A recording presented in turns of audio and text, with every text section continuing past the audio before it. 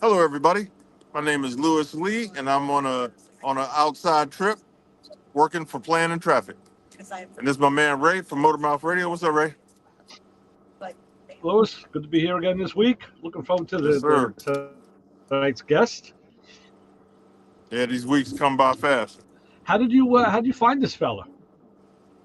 Um, Yeah, one of yeah. one of So our viewers, how did you find this week's guest?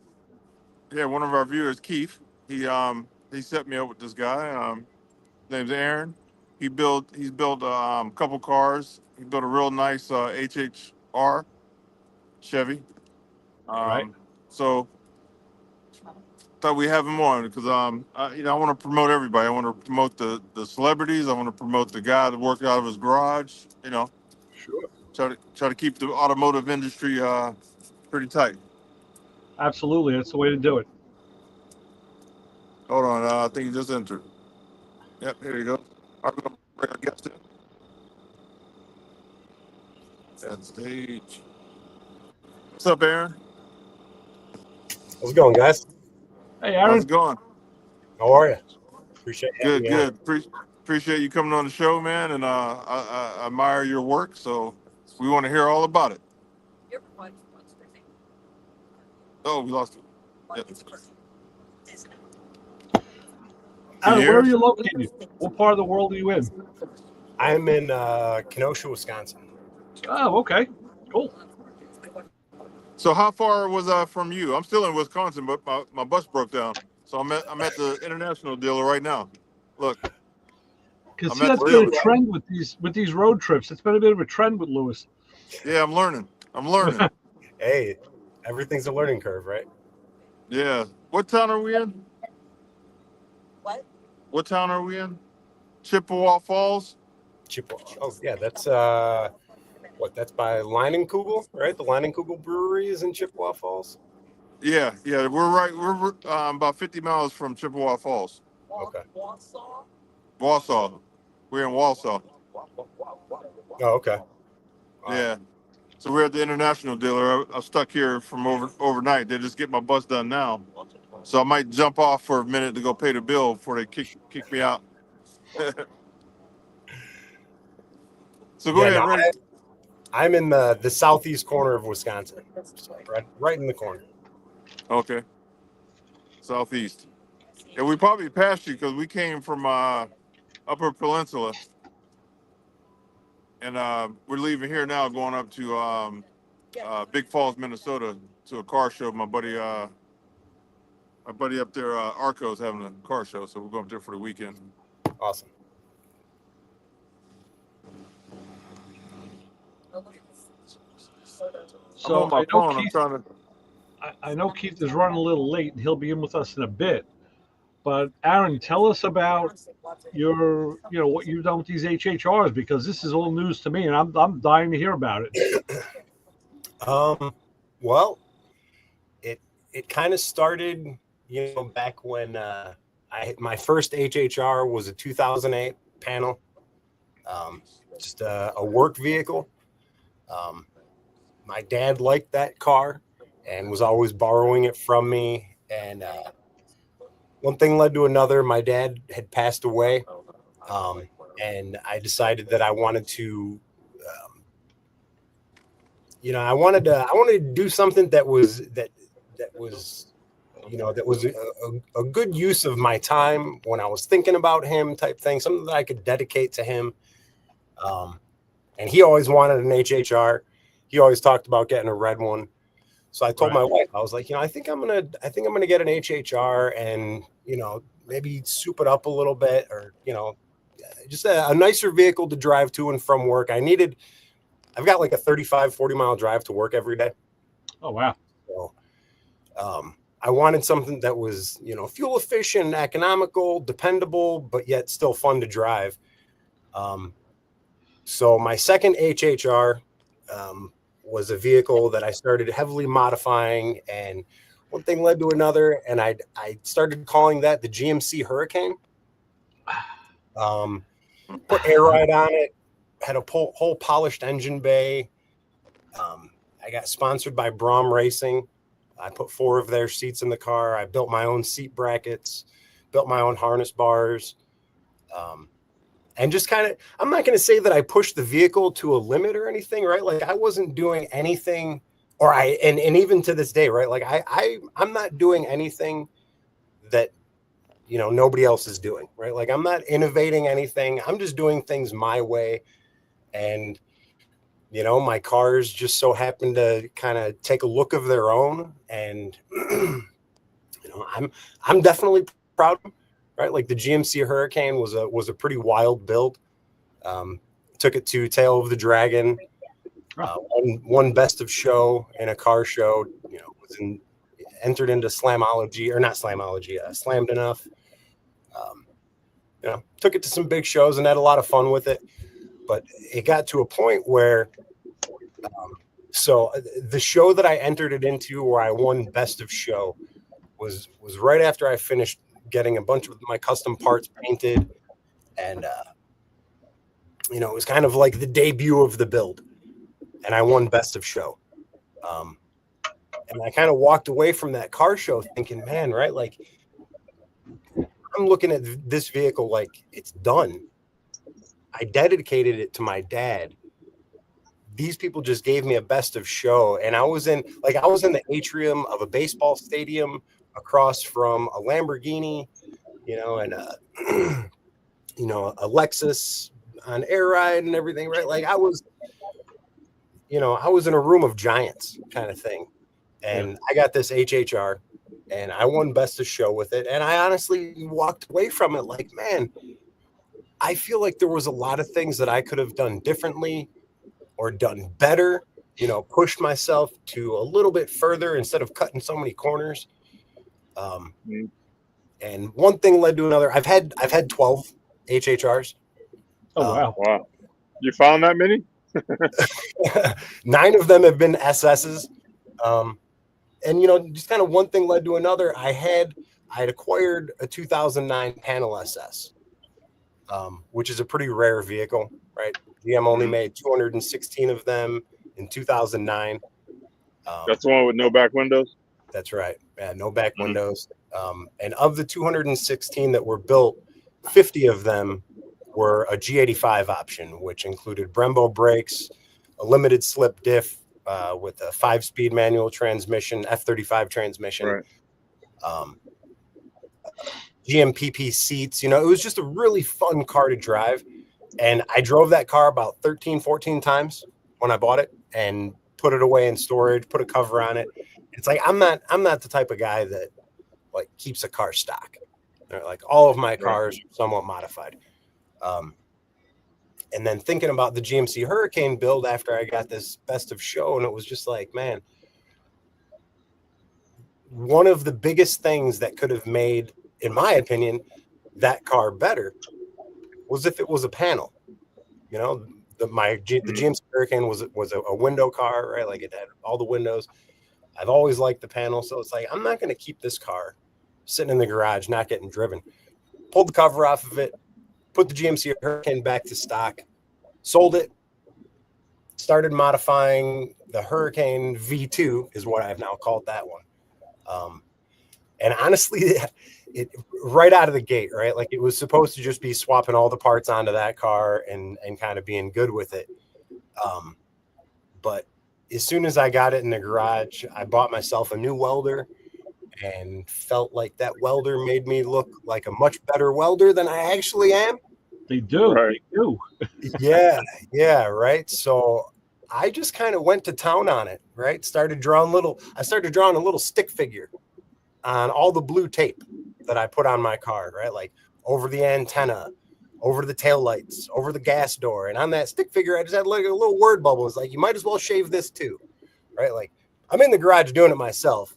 There's nobody there to like necessarily talk shit to me to encourage me to keep me motivated. So I was just drawing a little stick figure, a little word bubble that was talking shit to me. So I've shaved the entire GMC Hurricane V2.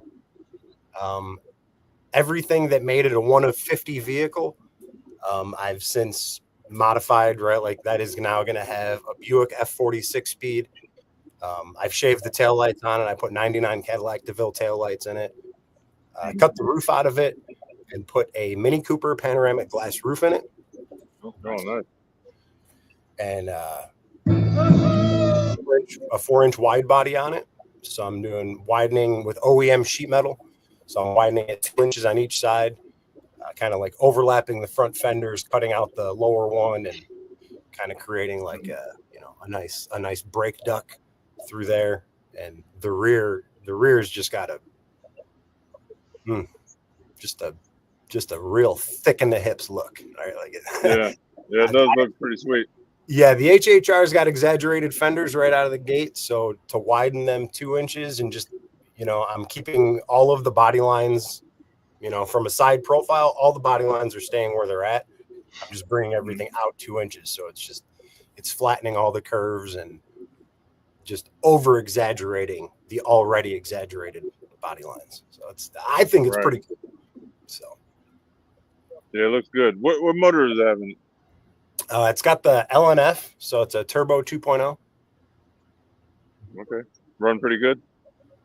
I don't run them to go crazy horsepower, right? Like I've never put any of my cars on a dyno, right? Like I've never been the guy to chase any numbers or anything. My HHR, my 2010 SS that I have right now is basically a full bolt-on car. And that car has honestly proven itself to be one of the best HHRs I've ever owned. It was a buy one, get one free deal. Oh yeah. Neither of the cars were running. I paid $3,500 for these two cars. And it was actually, so I bought my black 2010 SS 3 days after I put the original GMC Hurricane on a trailer and sent it out to California to the new buyer. 3 days after that, I got contacted by a guy. He's like, I need you to buy this car. If you buy this one, I'll give you the parts car for free. So it was, it was too good of a deal for me to pass up. And, that's the thing, right? Like nobody wakes up and says, I'm going to all of a sudden start modifying HHRs and go to town with them, right? Like I'm not winning any hot rod competitions, with a conversation based off of that. So it's not the vehicle that I am modifying. In my opinion, it's the things that I do to the cars that kind of exaggerate the looks to them and give them a unique look. So is that LNF engine, is that an Ecotech? Yeah. Yeah, it's basically it shares the exact same platform as the Chevy Cobalt SS. Okay. It's basically the Chevy Cobalt wagon, So basically the other guy that's doing all the modifications and the cool body changes and all, and your stuff will run forever because you're not screwing with the mechanicals like I do. That's all I do. The car that I'm in right now, right? Like it's got a South Bend Stage 3 Plus clutch. It's got a short throw shifter, upper lower charge pipes. It is tuned. It's tuned at 23 PSI. It's got a 14.5-inch big brake kit on it. In all honesty, that car runs its ass off. It all depends how you drive it. That's the thing. It all depends what you do to it. So Ray, yeah. So here's where my end comes in, or not my end, but what I really want to know about is the RV that he made out of HHR. Yeah, that you definitely want to hear about that. Sure. Tell me about that, man. That's what I want to hear about. All right. So, right, like, and here again, I'm not the first guy to do it. Right, like I'm building a half car trailer. And it's not even, it's not my idea, right? Like I'm not the first guy to do it, but I am the first guy to do it the way that I am building it. Right. The half car trailer, basically you cut a car in half, you turn it into a trailer. A lot of the guys that do it, they'll just put like a flat front right on that. Wherever they cut it, they put a flat wall on there, a trailer hitch, and send it down the road. A couple years ago, probably 3.5, 4 years ago, I just had the idea of what if I cut two HHRs in half and put the two halves together, and made like what a lot of people now are saying looks like a little. Say that again, Aaron. It looks like a what? Like a tiny little Airstream. Okay, yeah, I can see that. Sure. So I guess the best visual description that I can give for those that haven't seen what I call it the half car trailer, spelled with 2 capital H's, capital R trailer. So the half car trailer, and what I did was I basically cut an HHR off in front of the B pillar, about 6 inches in front of the B pillar. Okay. And another HHR, I cut that about a foot in front of the D pillar. Okay. So I basically had the hatch of one HHR and the back doors forward of another HHR. I flipped the 2 around and I put them together. And actually, you know what? Hold on one How second. are you doing all this flip? I want to know how he's doing all this flipping and flapping, because it sounds real easy, but All right, so this is an HHR. yep. Okay. The first car I cut here, Right. right? Okay. All of that, just got rid of all of that. Right. I kept the back half of that door. That door handle is shaved. Mm-hmm. The other car I cut here, Okay. just in front of that window. I flipped this section around and slid it into, basically slid the D pillar into the B pillar. Yeah. Right? The entire time, what I did, there's a body line that you can't really see, but it's that body line right there on the hatch. Okay. That comes through to right here. Okay. That body line runs flat through the car, right through the door handles. My whole build was to keep that body line flat. Right. Gotcha. When I flipped that D pillar around and stuck it into the B pillar. So what's the back of the car look like? Oh, the back of the trailer. The back of the car looks like an HHR. I keep calling it a car. It's a trailer. Yeah. Okay. Because you took the back and you flipped it around. The front of the trailer is the back of an HHR. Is the back. So now what is the back of the other end, the butt end? The butt end is the butt end of an HHR. So if you were to pull up behind me on the highway, you're going to see an HHR going down the road with an SS rear spoiler, an SS rear bumper, LED taillights. You're going to go to pass me. You're going to see that there's back doors. There's a little porthole window, and then there's a D-pillar hatch on the front of it. Okay. Yeah. And then you have the trailer. So I'm going to pull a picture up on my phone. That'd be great. Yeah, that's interesting. I mean, it is definitely wild. Yeah. So, like, in your mind's eye, when you saw that, I always wonder about what it takes, because I go through that, but on a smaller scale with fabrication. Like, in my mind's eye, I see something, but to actually cut. Oh wow, look at that. Yeah, with 4 lights. That's cool. Oh, that is cool looking. Nice. Very good. Very good. How much area do you have in there? And even have a license plate on it. That's cool. Yeah, the license plate is on the front. I got that on Amazon. Just says HHR trailer. Yeah. So from inside to inside, I've got most of the interior trim put back in the car. Got a nice headliner setup going on in there. From inside hatch to inside hatch, I've got 7'6". Okay, that's a pretty good space. Yeah. I relocated the e-brake. I moved that 3 inches forward. So the e-brake is still functional for the trailer, so I don't necessarily need wheel chocks. And I moved it forward just so that the button was as close to that front hatch as I could get it. Yeah. So right now, what do you typically haul in the trailer? So I've got 3 kids, right? Okay. My intention is not to haul my kids in it, but right, like it's something that's going to be a lot of fun to have with at a car show that my kids can climb around in. Right, like the trailer is also going to be on air ride, so the trailer is going to be bagged. My intention is to get matching wheels for the trailer to match the wheels on the car. Sure. I have 2 sets of wheels. So I have 2 sets of Enki EK M3s. Okay. I have 1 set of Enki PFO ones. I want another set of those to match to go on the trailer. How hard are they to find? Are those vintage wheels or are they? It's a discontinued wheel and an incredibly odd bolt pattern. So it's a 5x110 bolt pattern. It's a what was it? What's the pattern? 5x110. So 5x110. Okay. You know, I had a similar situation. I have a Fiat Spider, you know, little two-seater convertible, and it's got a 4x98 millimeter bolt pattern. So believe it or not, the only cars with that pattern would be other Fiats of that vintage, Yugos, like who the fuck wants a Yugo wheel on anything, and a Maserati, because like they're cousin cars, right?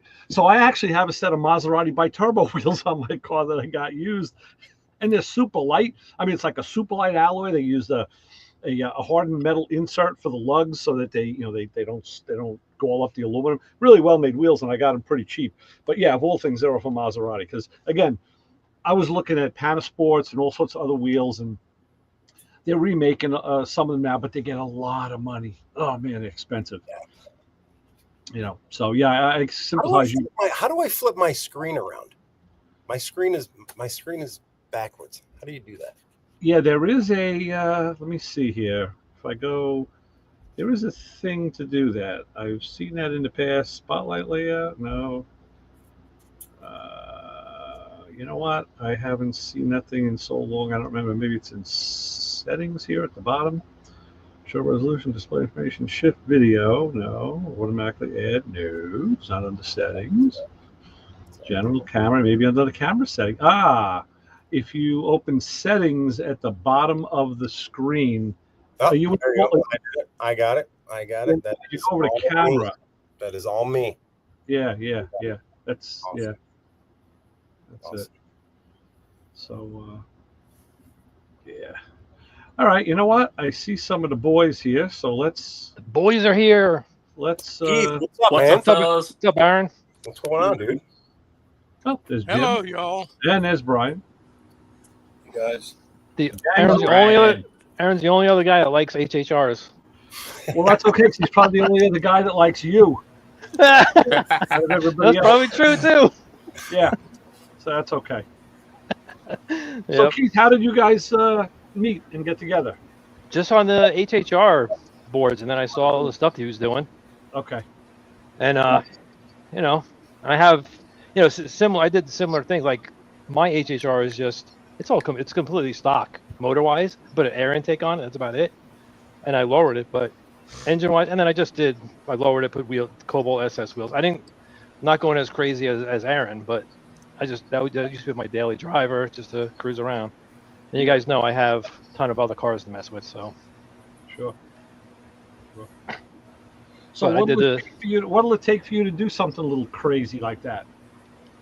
Get rid of a whole bunch of other stuff and get a bunch of projects off my plate. Okay, well that's a good answer. I don't suggest anybody goes balls deep into HHR project, right? Like the ROI on an HHR project is minimal to none. Yeah. Oh come on, where's the fun in that? So yeah, I was going to say we got Justin here from American Gas, or Hot Rod Shop. And Justin, you guys did that PT Cruiser. I can tell you all about dumping money into cars that aren't worth nothing. So yeah, talk to us. Yeah, that one kind of the same deal. We get a lot of people asking about HHRs, but this was the first time someone asked us about a PT Cruiser.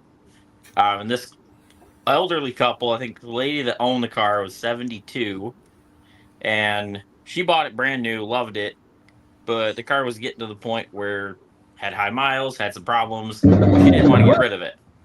So her and her husband decided, well, we're going to do something with it. They got a hold of us, and we threw around some ideas and decided, well, let's turn this PT Cruiser into the V8 hot rod that Chrysler should have done. Right. So yeah, we pulled it all apart, converted it to rear-wheel drive, 5.7 Hemi, you name it. Yeah. And a PT Cruiser. Oh yeah. Yeah. I wouldn't mind having a rear drive HHR panel, and people do it all the time. I think that would be kind of neat. Just put some LS motor in and just drive it around. Are they all-wheel drive? See No, that? The HHR's all-wheel drive or just No, front-wheel no, drive? it's front. front-wheel drive. What rear ends do they use, Keith? What for the when they can make them rear drive? Whatever they, who knows? Whatever you can put whatever because you basically have to build the whole chassis. I figured you were And then speaking put the body. from some learned experience. I've seen some for sale. They put like 4 9-inches in them or something. I should have known better. That's what we did. Yeah, normal hot rod stuff, I right? should be bash Keith night, I think. I just got a funny feeling. Now, we're not here to hurt anybody's feelings now. Listen, don't worry, you're not going to hurt my feelings. Cupcake. Listen, Cupcake. If your feelings get hurt, you go rub it somewhere. Go rub them somewhere. Make them feel better because this ain't the place for that kind of talk. All right? Yeah, you don't need to tell me anything. You're the man. I'm ready. Listen, you're the master of mayhem. You've got the sergeant at arms band. I've had a difficult week. I'm ready to fight. Brian's just waiting for that little live button to go blank. That's all he's waiting for. So if we don't do anything here, we have fun. You know. Yeah. I had a question for Aaron. So you took the one on the rally. Which HHR was that? It's basically the one that it's the black one with the gold scallops and the gold wheels on it. Like, so that is the car that I won the rally in. That we won the rally in. Nice. Nice, Vince. Right, like it's just a really dependable car. You know, I say it's a dependable car. And the first time that we won the rally, we broke down mid rally, pulled over, got the car fixed, got back on the road, and still finished the rally and managed to squeeze out first place. What type of is that? Like a typical road rally where you have times and destinations and things like that, or is it something different? It was a mini road rally, right? Like it was we crossed over that year. The first year we won, we crossed over the Mississippi River, I believe, 2 times or something like that. Just back and forth, running up along the state line. But it was like with supercars and stuff, right? Like Lamborghinis, Ferraris, and stuff.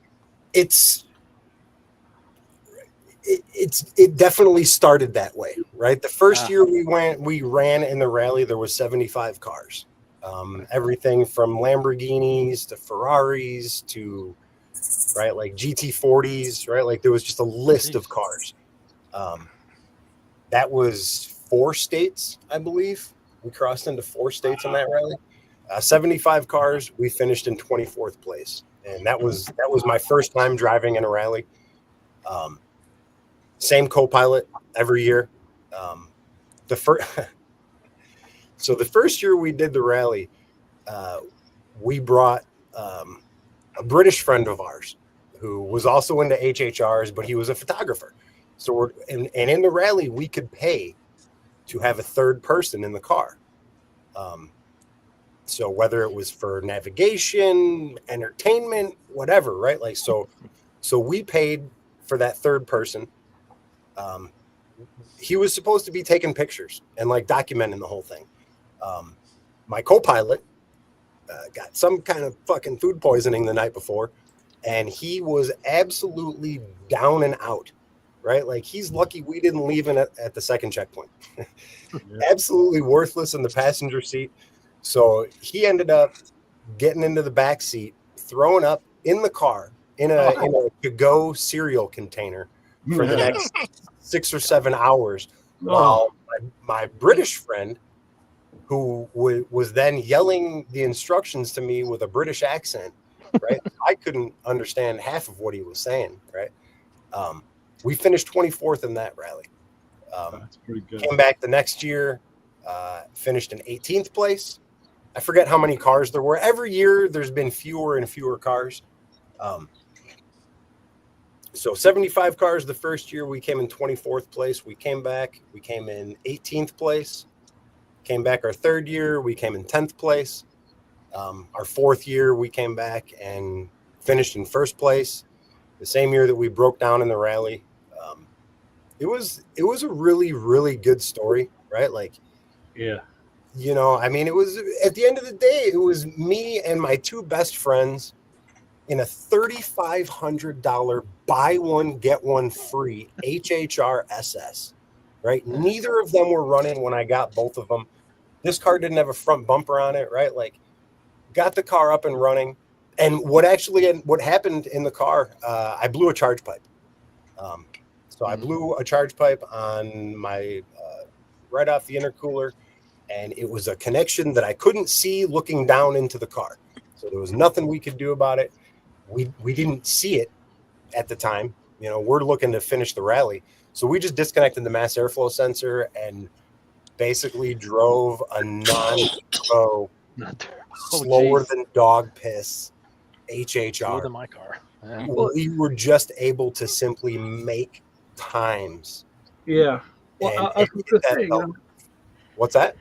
that's the beauty of a rally that a lot of people don't understand. It's not a race. It's a timed.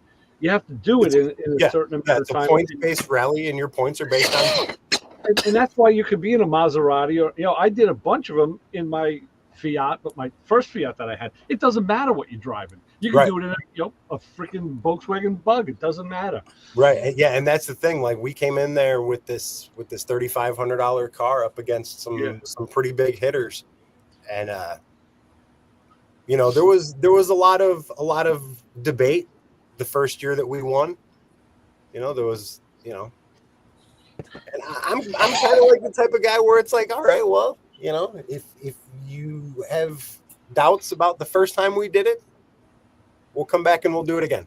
Yeah. You know, so let me share with you my best rally story, because I've adopted this mantra in my whole life, and my kids have looked at me and said, "Dad, you know, how'd you do that?" Like, well, I'll tell you why. So we're doing a road rally, and I'd done it a couple of years already. I had my best friend from a motorcycle shop as my co-pilot and navigator, and it just happened to be a rainy day.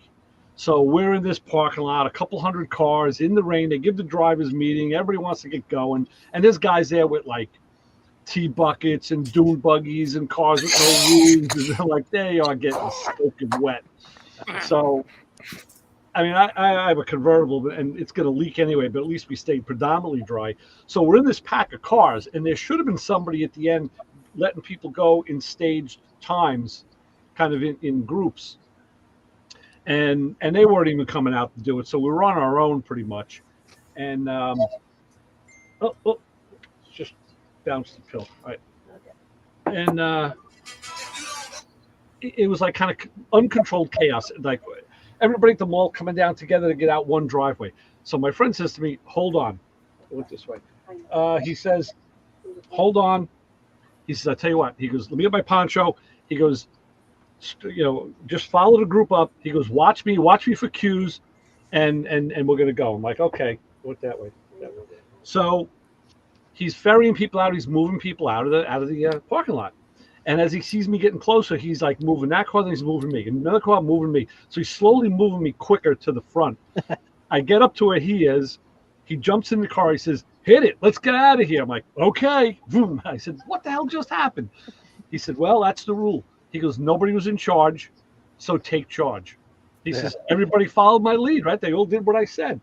I was like, you're absolutely right. So, you know, I've done that for years. And you know, when I do that, my kid's like, Dad, what are you doing that for? I said, well, nobody was in charge, so I was. And it was a great lesson. It's my best rally story. So, a lot of fun.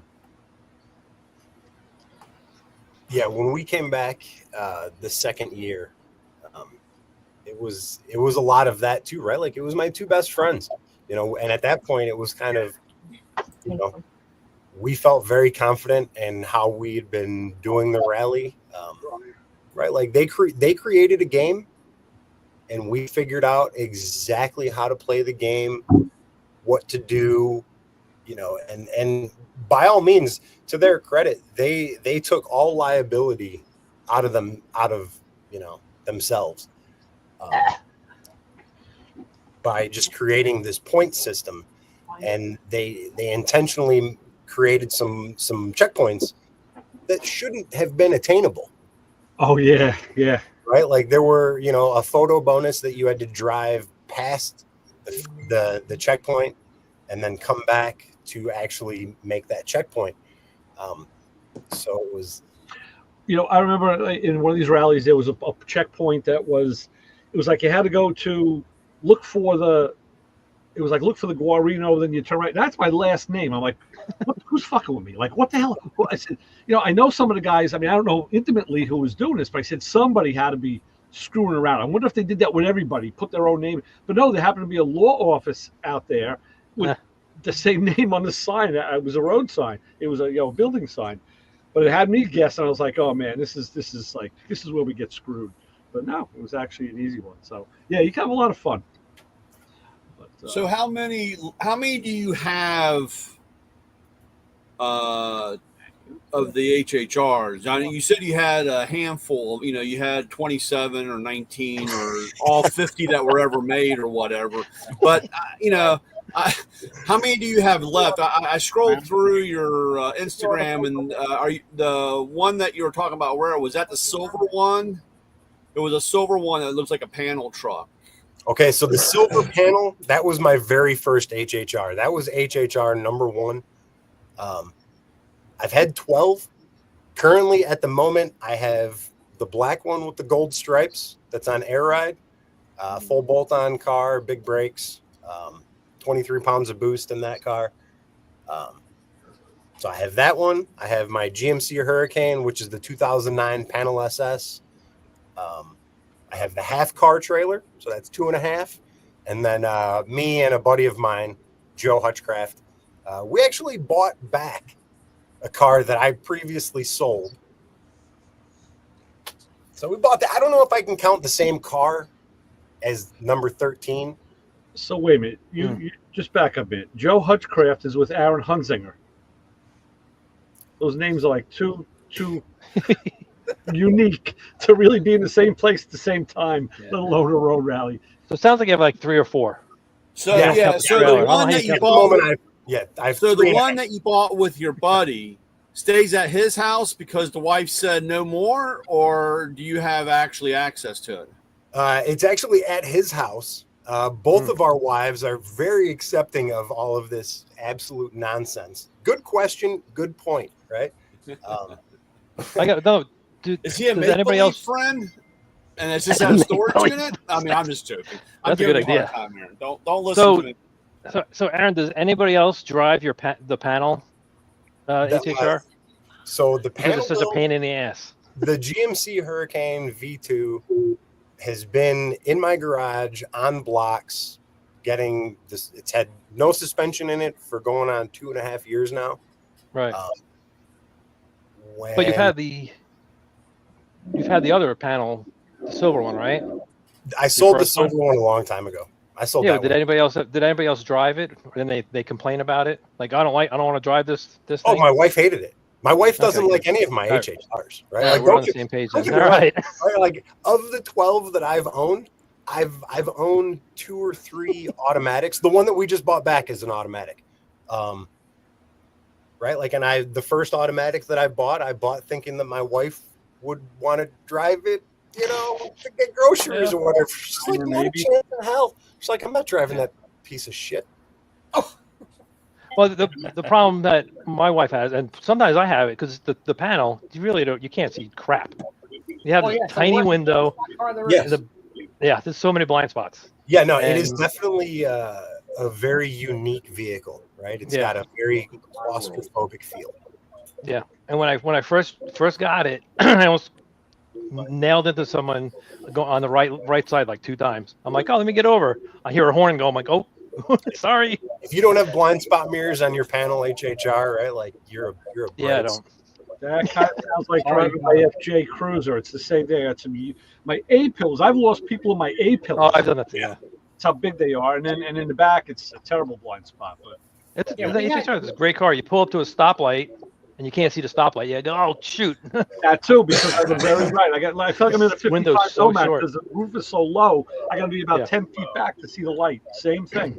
Yeah. You got to find one of those ancient things they put on the mirror that goes in the dash and in the old cars to look up. It's a Lexan. It's kind of like a half, like an arc shape. I have one of those for 55 Chevy. Yep. Yeah. Right. So I was thinking about putting on the dash. I had an HHR panel as a company car from 2008 to 2011. I thought it was cool, but the other guys with them hated them. right? I, Like would- I show up with somebody, and a guy looks at me, and he looks at the HHR, and he's like, "How do you drive that with those blind spots?" Yeah. I tell him very carefully, you learn how to use those blind spot mirrors. yeah. I mean, Hey guys, I'm gonna jump in for a minute. vehicle, you know, Hey, You know, witness protection. You all right? Yeah, I mean, we're. Okay. I was Yeah, about what to say that. I happened to mean, witness protection because I had to rob the place in here. Actually, they robbed me, so I'm kind of Looks like they cut off your electricity. trying to get my pants back on. Wow. Hey, so listen, I'm gonna jump off, man. I appreciate you, Aaron, jumping on, and I'll get with you sometime this week. I'm gonna jump off now because I'm out in the dark, and appreciate everybody, you asking me to come Hi, on, man. Louis. and I'll see you guys next week. All right. Good luck, you, man. Lewis. All right, later. Charge your cell phone. So the other Aaron, so the other thing, because mine is a 2LT, right? So it's got the 2.4 automatic, and I did the ZZP big brake front kit. So it's like 13-inch something rotors in the front. It dogs slow now, and I can't even spin the tires. It used to spin the tires a little bit. It's Now a big difference in rotating mass, right? Like it's a huge. It stops really well. Yeah. Yeah, it stops well, right? But Yeah. at the same time, right? Like, you know, that was so for my panel build for the GMC Hurricane V2. I am very much debating putting on the 14.5-inch big brake kit that I have on my SS right now, just simply because of the weight difference in the rotating mass. You know, the stock Brembos in the G85 HHR are damn good, right? Like, it's a damn good brake setup. So, what is comparable today for parts for that? Cobalt SS. That's about it. The transmission that I'm putting into the V2 is the Buick F40 6-speed, which is comparable to the Saab F40 6-speed as well. What does that come out of? Mine came out of, was it a Buick Regal? Like the all-wheel drive, or I guess it wouldn't be the all-wheel drive, but it would be like the Buick Regal Turbo with the LHU or. Oh, okay.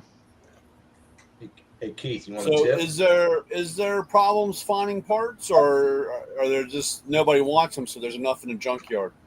No, so a lot of many. As far as the performance parts, right? Like there's a handful of really good companies out there that you know have their niche in the market.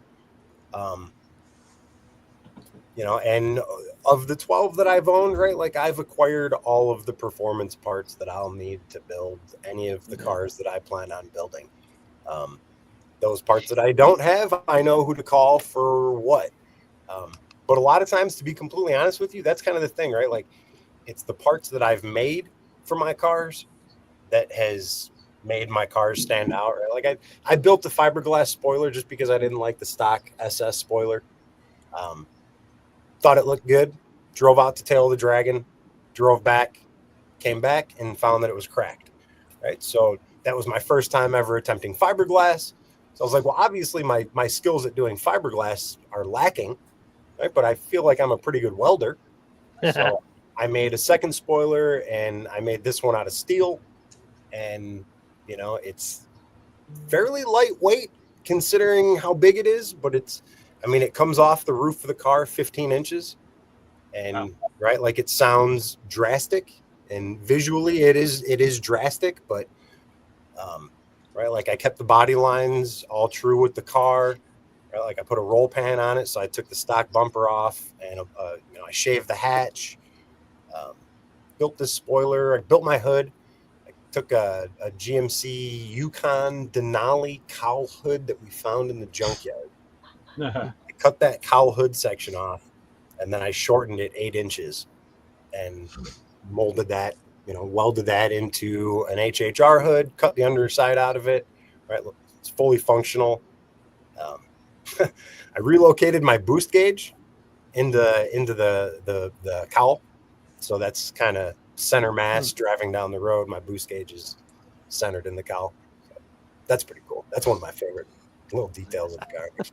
Well, I could pass this on to you, and for what it's worth, because a friend of mine told me this many years ago. I was building a custom Harley. It was one of the many iterations of the bike, and I made some custom exhaust pipes. It wasn't as big of a deal as they looked, but that was the beauty of it. And my buddy at the bike shop says to me, he goes, "You know what? That looks great." And he asked me what I did, and I explained to him how I made them. He says, "Okay." He goes, "Make me the last person that you tell that to." And I said, "Why?" He goes, "Because you're going to go out and you're doing different things." He goes, "And everybody's going to ask you, how do you do this? How do you do that? How do you make those pipes?" Because next thing you know, everybody with your style bike is going to have those pipes. And I said, "Wow, okay." Yeah, I said, "Yeah, people do kind of like to do that." And sure enough, I was going to events, and everybody's asking me, "Hey, how do you lower it? Where did those pipes come from? This, that, and the other." And I just played dumb and stupid, like, "Oh yeah, I bought them from a guy. Yeah, whatever." And it worked for a while until one guy who was a friend of a friend had seen the bike, and he was a lot more savvy, and he kind of seen it in person. He was able to figure it out. Next thing you know, his bike had him. I was like, "All right, so now there's two of us," and then. It never did really. The more pedestrian version of what I did kind of took off, but not the custom version, and that was close enough. And then I changed them and did something different. I said, "Okay, now they're coming off." So Keith, you've seen it, right? Like I'm not going to say I'm completely opposite from that, but right, like I'm the type of guy where I say it all the time. Anything I can do, somebody else can do it a lot fucking better than me, right? I'm just a guy with a welder. I feel like I'm pretty creative. My first fiberglass spoiler that I made, I posted a folder on Facebook with like 150 some detailed photos of a step-by-step on how to build your own spoiler, right? Like if you like what I did, here's how I did it. Here's the ingredients. Go make your own pudding. And there was, as far as I was concerned, there wasn't anybody else out there that was willing or able to do it. And Keith, as you know, here comes along my buddy Joe, who sold a Saturn to get an HHR because he had a second kid on the way, and he drove mine when I had a car seat in the back of it, and kind of realized that it was kind of a really good family vehicle for little kids. So he got into HHRs, and everything that I've done on my car, Joe has done a variation on his car in his way, his style, but right. And it by no means is it a competition, right? Like his car, and I tell people all the time, he's got the dopest HHR in the country right now, right? Like mine just so happens to be lower, right? Like my mods are metal, his mods are custom fiberglass, and just crazy scientific ways of putting plastic and shit together. That's, quite frankly, it's beyond me. And I have no desire to do that again just because my fiberglass cracked, and I'd rather just stick with metal. Yeah. Metal. Yeah. Metal won't crack like that. Yeah. So, is that HHR? Is that a unibody construction? It is. Yeah. So it's like a front K-member underneath, and then a rear I-beam. So the I-beam on my 2010 SS right now, I modified that rear I-beam, relocated the rear hub plates. Basically had rear hub plates made. A friend of mine sent me a drawing. I had them made, and relocated the hub an inch up, 2 inches, 2 inches up, 1 inch back, and half an inch out, which basically, when I lower the car, that rear wheel is now 2 inches higher up in the wheel well. Lowering the car another 2 inches, that 1 inch further back keeps the wheel centered in the wheel well. When I bagged my first HHR, right, that an I-beam suspension on air ride, right, just the geometry of that, when the car lowers down, that the wheel just goes forward real well. And it looks awkward. So, and that's kind of my thing, right? Like I'm a stickler for the details. So I just went through the hassle of cutting and welding a bunch of shit. Yeah, the only modification I'm going to hate to do this, but is to make it quieter. Because right now I Yeah, you're gonna have hate to do that. That's nonsense. I have ZZP exhaust all the way back with the little cat and all that, and I took a 2,000-mile trip, whatever, last weekend, and the whole time, it's just the droning, and then it downshifts. I'm just like, it's just too loud. Or I guess I ripped the whole interior out and dynomat the whole thing. That might be a better plan. Just get a pair of headphones. There you go. But then the kid in the passenger seat, getting it's old too on us, loud. Huh? Just You get load old them all up with headphones and speakers. When you drive by somebody, they'll be like, "What the f is going on over in that car?" Yeah, I can't. Yeah, I want to be able to talk to. I'll have to get like a set of road mics, put them on there, and put them give them to all the passengers. Just pretend like Full you're in a road NASCAR van. helmets. Yeah, there you go. exactly. Yeah, Everybody's riding around in a helicopter. but yeah, I took that on I went up to Pennsylvania and back, and it's leaking water somewhere. I don't know where, because when I got to started overheating. Well, it didn't overheat. The temperature got hot. Pulled over to the gas station. I go, I have no antifreeze. So I just put water in it. It just kept every gas station. I just put water in it, and I just kept going. So I think it's water pump, because I don't see a puddle. Who knows? Not to tear it all apart and figure it out. Yeah, and that's the thing, right? Like, it's a fairly easy vehicle to wrench on. So. Yeah, it's not that hard. Yeah. I mean, we bought my son when for his first car was an HHR. I bought for $300, and it was a wreck.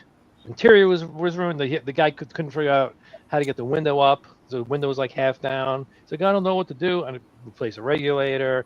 I'd read some codes. AC. What happened was the AC was working. It was blowing super. No, it wasn't blowing. So the blower was out. But I could see that the condenser and everything, all the lines were getting cold. It's like, oh, the AC is working. It's just not blowing out.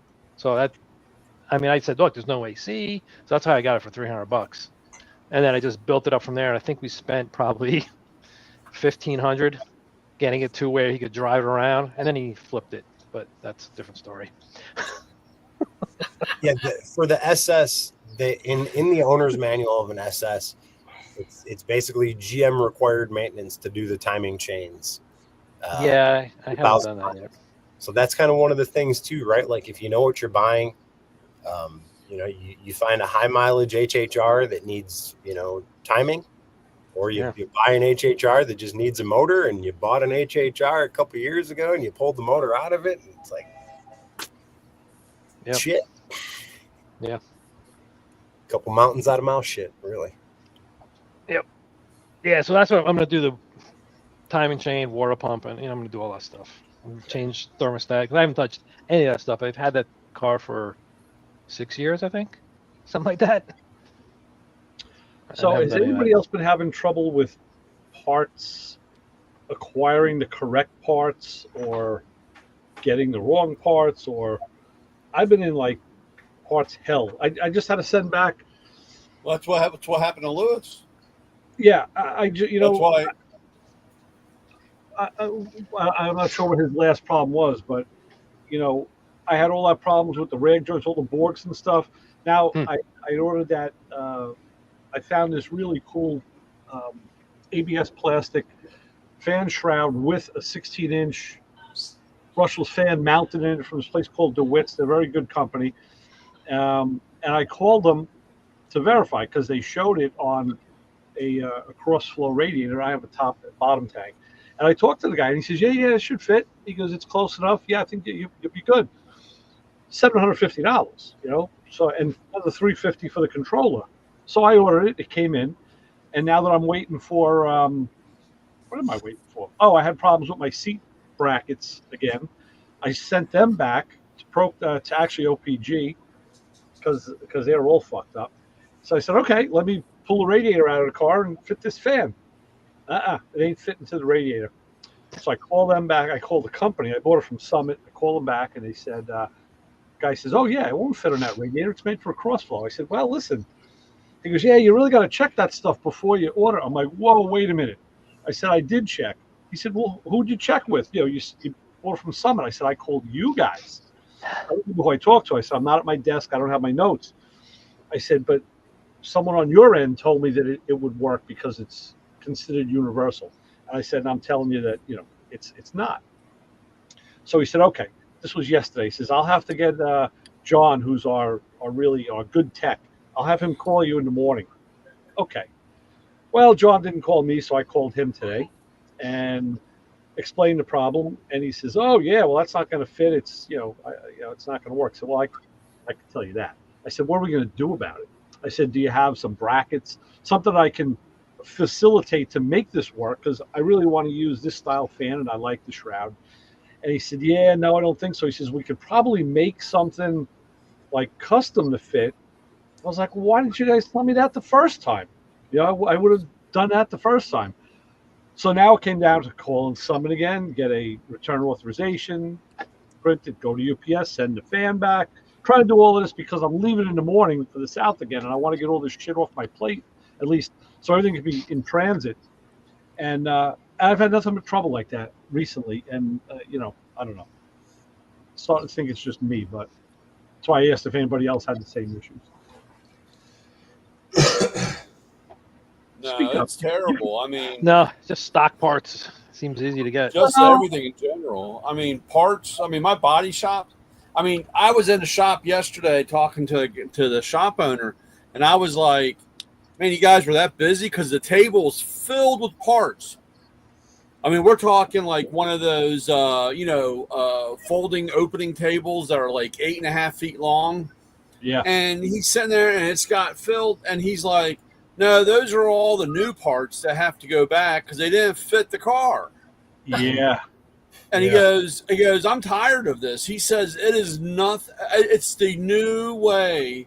And of course, I know we're still alive and I have to watch what I'm saying, but this is the business's new way of money laundering because you pay and you give them your cash.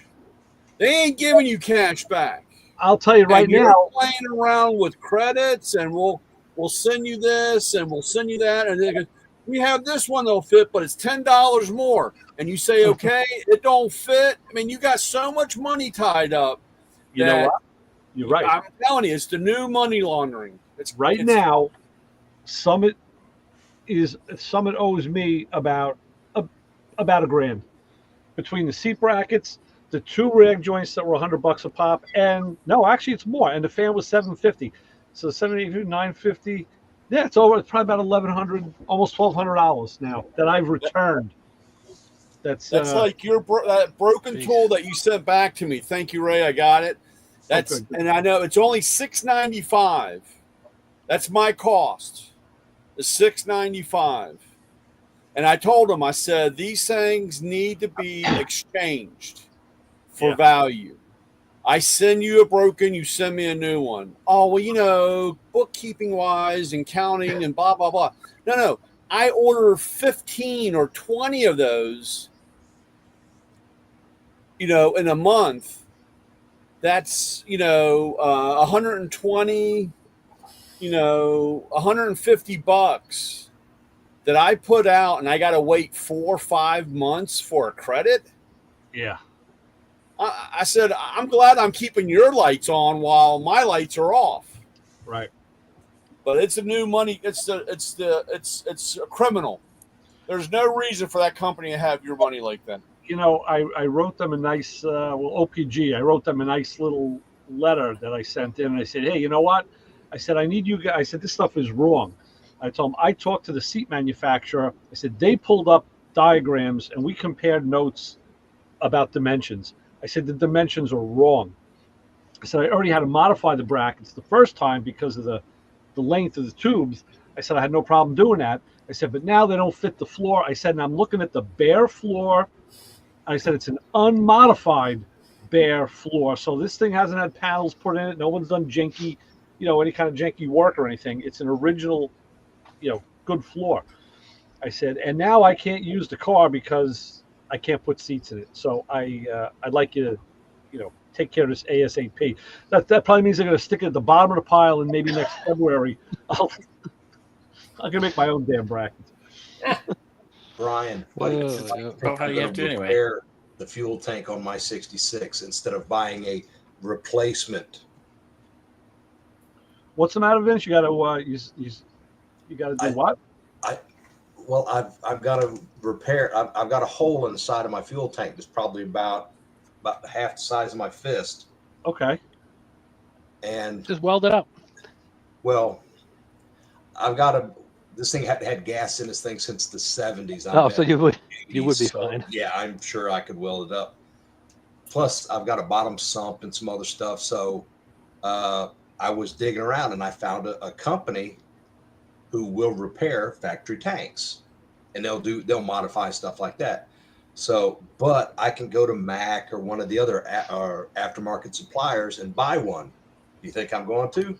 Hell no, I would. because the tank that come out of that car, once it's fixed, will go right back in it instead of, wait a minute, it doesn't fit and I got to bang it and I got to change the straps and no, it come out of Well, the that's what. car.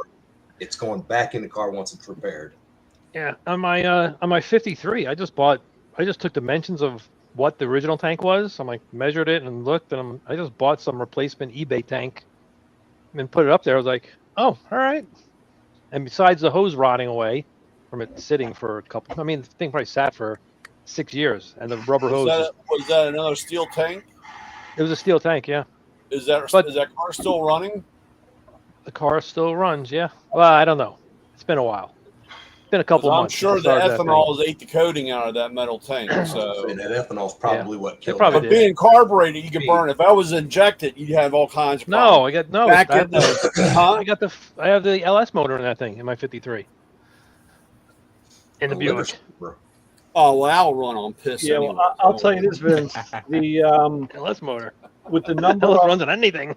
with the number of aftermarket tanks that I've put into older cars, every single one of them had a problem. I mean, on the Chevelle we did at the shop, I had this thing on a screw jack. I almost had to push it through the freaking trunk floor to get the straps on. Now, granted, that car had a ton of metal work, and that may be a part of it. But I've also had that problem on other cars with aftermarket tanks. And yeah, absolutely. If you can have that repaired, without a doubt. Yeah, the one that was in the Buick was not repairable. It had so many holes in it and rust holes. You know, in that case, you got to do what you got to do. But Yeah. if there's a choice, yeah. Have you seen my That's it. 63? What? The Go on. Oldsmobile? Yeah. So I've seen pictures of it, yeah. okay, so 2 years ago, my wife and I pulled a 1963 Oldsmobile Super 88 out of a field in northern Wisconsin where it had sat for 16 years. There's your Got in problem. touch with the guy, got the car for $1,200. All it needed was a gas tank and brakes, right? Basically brakes from pedal to pad. It needed all of it. All right, master cylinder, all of it. Got the car for $1,200 with the title, and right, like there was no way I was gonna try and replace that gas tank, right? Like it's a vertical tank that goes up behind the back seat. It's just like absolutely not.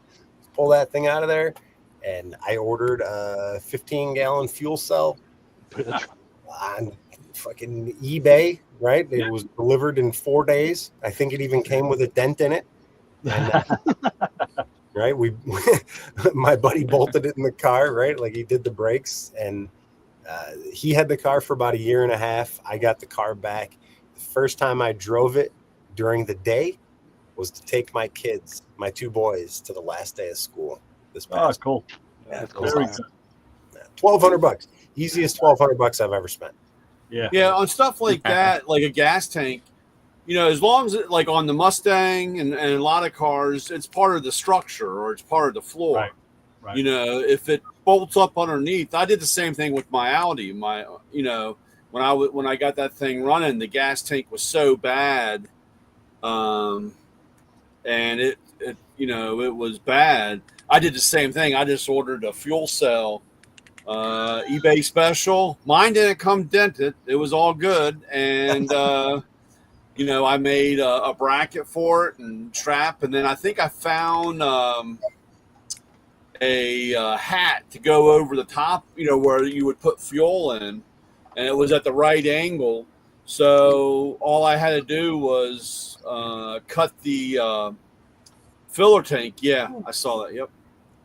The cut the filler tank. Nice. I mean, cut the tank off. I mean, piece off the tank for the filler, and put a hose in between, and I can still use my. You know, I didn't have to open the trunk up. You know, to put fuel in it because it's not part of structurally with that. So I mean, there are ways around it. It's just it's really a shame that so much stuff now is, you know, you have to modify or, you know, make something to make what you paid to work, or you just can't get it. I was really surprised. My buddy's shop, they had a what was that thing? The ugly looking El Camino Avalanche. They had an Avalanche in there, and they couldn't find a brake master cylinder for it. Wow. Because they didn't, you know, they called the dealer, none around, and they called a couple parts, and then they finally dug something up, some generic no name, and they're, you know, crossing their finger the whole time trying to put it on. So it's really amazing. Unfortunately, I don't want to go into it, but you know, we voted for this stuff. We had the people in, and they changed the policy about we don't need to keep anything around. Everything's throwaway. So, you know, they don't. There's no surplus or supply of anything. Not even that, though. It's amazing that we can find stuff for a '55 Chevy, but you can't find something for a 2007 F350 or something. Yeah, I've got a 22 Suburban with the L87 that was just recalled. You want to talk to me about not having parts? Oh yeah. What I paid for this fucking Suburban and the parts and the issues that I'm having with it, right? You might as well I can guarantee you this is the last new GM vehicle I ever buy. Yeah, well, that's all of them. And you might as well just go right on in there and tell them you want to buy it back, because it's a mess. You spend that much money for that pile of shit, and they're still not going to be able to fix it. Right. Well, they're going to put a motor in. Is what they're going to do. That's why I do the same thing, because the motor is just as shitty that came in that's going back out, or vice versa. I have two options right now. I either continue driving the truck down the road and wait for it to throw a rod. Then it's going to sit in a local GM dealer parking lot for months, waiting for that new block to get sent. They're going to take all the components off of my motor, put it onto that new block, put it back in my truck, and just keep kicking that rock down the road. Well, maybe you can grenade it. So that my other option, but then they're going to find a way. They'll find a way to pin it on you, Aaron. That's the only problem with this whole fucking system. Right. My other option is to, you know, get the horse in front of the cart and do the Texas Speed and Performance route and go all aftermarket. But then it's like, now I can, you know, now there's no warranty, there's nothing, and it's right. Yeah. But there is I'm trying to drive this vehicle every day for work, you know. And they wonder why. And of course, they're trying to get rid of it, but you wonder why you want to go out and find a 25 or even really a 30-year-old car and redo it and never have a problem. You better off. We had to understand that 20 years is different for us. 2003 Suburban as well, K2500 with the 8-lug wheels, HD Suburban with 241,000 miles. That truck can pull the stink out of shit. It is more dependable than my 22 Suburban, right? Hands down. I had a GM tech tell me one time that he wouldn't buy anything newer than a 19, and he goes preferably a 3/4 ton or 1 ton with a 6-liter and a 6L90 transmission. He goes, that's it. He said that was the best engine, transmission. They had all the bugs worked out of it. 19 was the last year you could get that combination. Yeah, that's when they went to that fuel management system after 19, all early diesel, 19. 19 is the time. I wouldn't have anything newer than that 19. He says that's it. That's the cutoff. Anything the newer stuff, he says it's all like you're having problems with, Aaron. He says it's all crap. When I went to the Chrysler dealership that was in my route, and you walk through in the back in the parts department, and they had a wall. The back wall was 45 feet long, And when there is double stacked Hemi crate motors to go back, that's what they put in cars. Those are Yeah, Because that's of- exactly why. That's why Ram and ProMaster are doing a 10-year, 100,000-mile warranty right now. Right? Yeah. Like they're not doing it to get new customers. They're doing that warranty to maintain their old customers and maintain and retain, right? Because and hope that they hit that 101 number and say, "Oh, you missed the oil change," right, because that's all it takes. They did that. My dad had a, and this was a while back ago. This was a Volkswagen turbo diesel, and he wiped the cam in it, the lifter valleys. I mean, the lifter cups wiped out. And the guy said, "Oh," and it was in warranty still. And I had told my dad, I said, "You make sure you get ready." But I said, "They're going to pull this on you." And when they finally come to terms and they start, you tell them you want a new turbo, because that turbo is filled with metal. And you want to tell them you want a new turbo because it's just going to eat the new motor up. And so the first word out of the guy is, "Oh yeah, I see. You got you have a wiped out motor. You need a long block." Well, unfortunately, because there's no record of oil changes, you're covered. This is not warranted.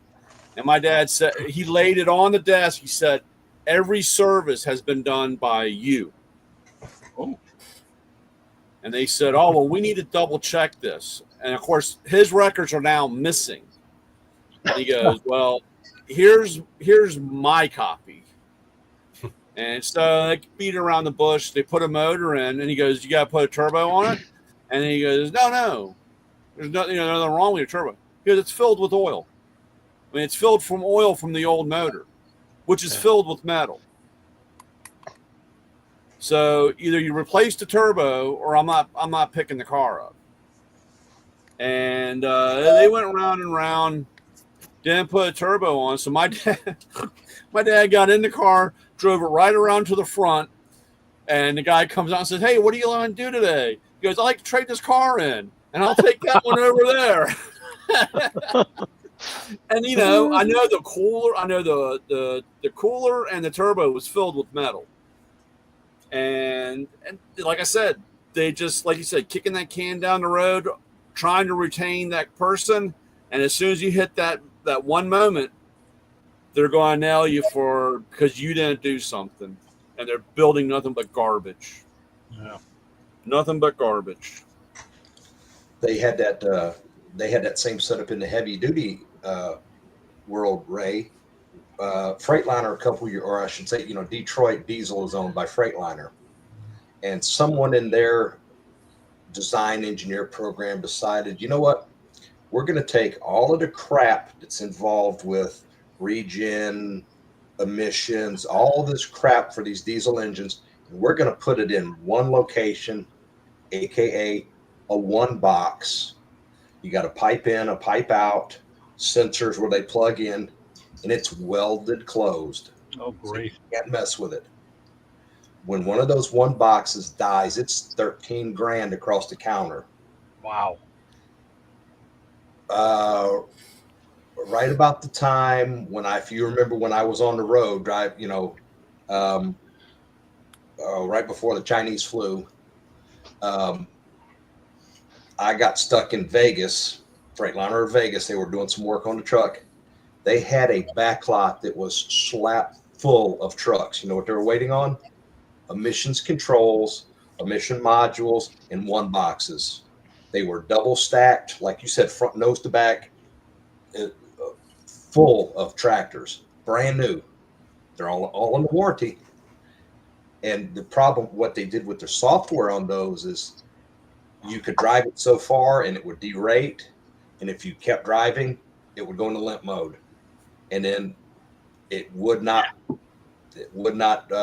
out of limp mode. I haven't had my tool truck in 2 weeks. Oh, yours is acting up too? Mine's gone. I don't have it. What have you been doing? Walking the streets, showing a lot of leg. Hopefully, I can. Jeez. Pushing a shopping cart? Is that what you? I went down to the Home Depot and hired 27 helpers and hooked them up to the front. I look like Santa on the sleigh. Yo, Pull away. We gotta get Pull off. away. I can't be live anymore. But no. But that's. I'm So you know waiting what? for. I'm No, waiting for a computer. That's good. You know what? We're going to end the live stream. So for Lewis Lee, Ray Guarino, all the boys. Next week, I'm not going to be. Well, maybe I'm going to be down south. If I can log in, if the Airbnb has good Wi-Fi, I'll log in. If not, you'll see me in 2 weeks. And goodbye.